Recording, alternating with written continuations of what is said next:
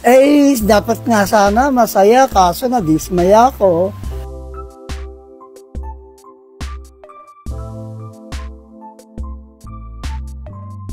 Nabalot ng kontrobersya ang masaya sanang pagsalubong ng pamilya sa pag-uwi ng two-time gold Olympian na si Carlos Yulo. Ayon sa interview sa lolo ni Carlos Yulo ay nakahanda na ang buong pamilya para sa pagsalubong, ngunit di umano nakatanggap ng text ang tatay ni Kaloy na huwag nang pumunta. Kahit nakahanda na ang lahat maging ang mga tarpaulins at sasakyan na gagamitin sa naturang pagsundo.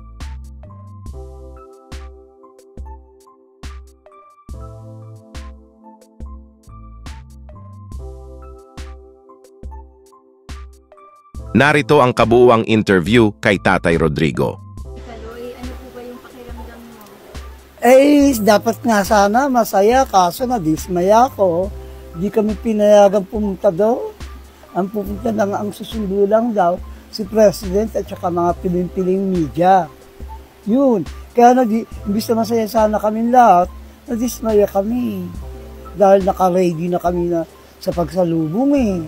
Naka-ready na kami. Ano po bang preparasyon na nagawa nila? Eh, yung mga kaibigan namin, gumawa na mga banner, kung ano-ano pa ata ang mga ginawa nila.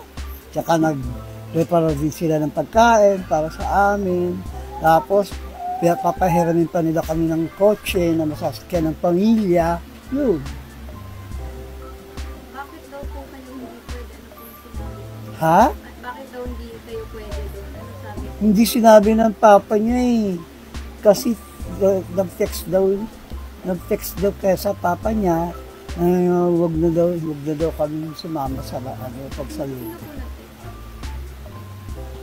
Hindi ko rin alam kung sino eh, pero si Kaloy ata eh. Pero sir, sa kabila nun, excited pa rin ba kayo malaman na parating na yung ako nyo? Oo, excited.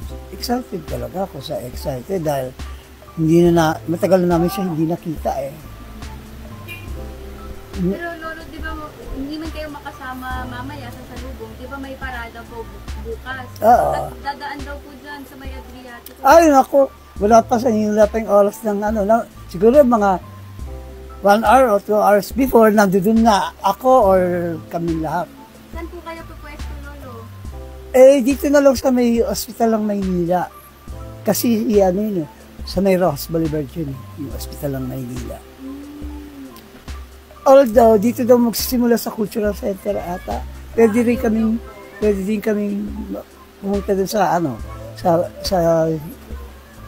talagang pag-uumpisahan dahil malapit lang din naman yung dito eh, walking distance.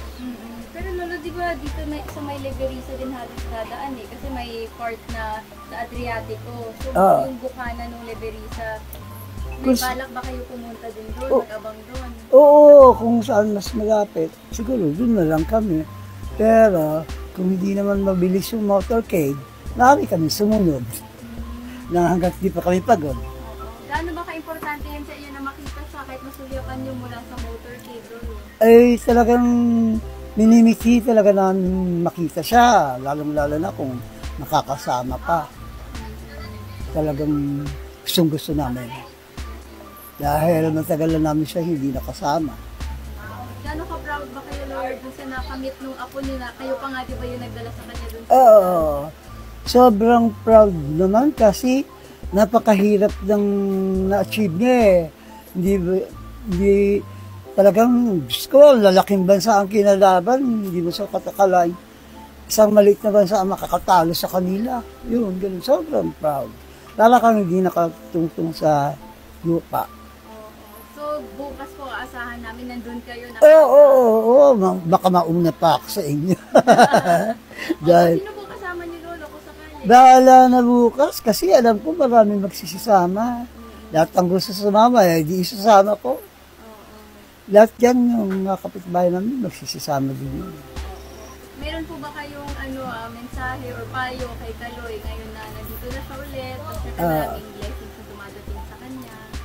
Naku, sana Kaloy, huwag kang maapektuhan ng katanyagan mo ngayon dahil normally, mga nakakatanggap ng ganyang karangalan, lumalaki ang ulo. Sana ikaw wag manatili kang simple person at saka lagi kang magdadasal at magpapasalamat sa taas.